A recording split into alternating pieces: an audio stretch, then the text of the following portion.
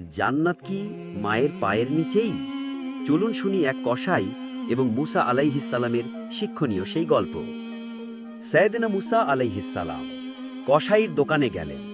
সারাদিন গোস্ত কাটার পরে বিকেলবেলা বড় একটা গোস্তের টুকরো নিয়ে প্যাকেট করে বাড়ির দিকে রওনা হয়।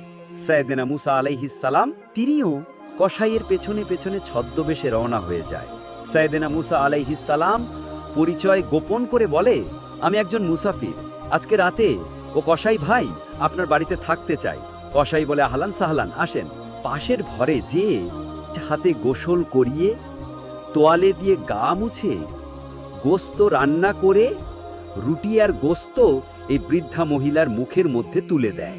কসাই বলে, আমার মা প্রতিদিন রাতে খুশি হয়ে একটা পাগলা দোয়া করে। সাইয়েদনা মুসা বললেন, কি দোয়া?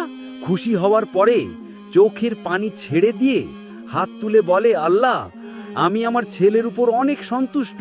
শুনেছি এই জামানার বনি ইসরায়েলের সবচেয়ে বড় পয়গম্বর, তার নাম নাকি মুসা কালিমুল্লাহ। আমি তোমার কাছে দোয়া করে গেলাম, আমার ছেলেরে তুমি ওই মুসা নবীর সাথে জান্নাতে ঢুকায়া দিবা। সুবহানাল্লাহ বলবেন না?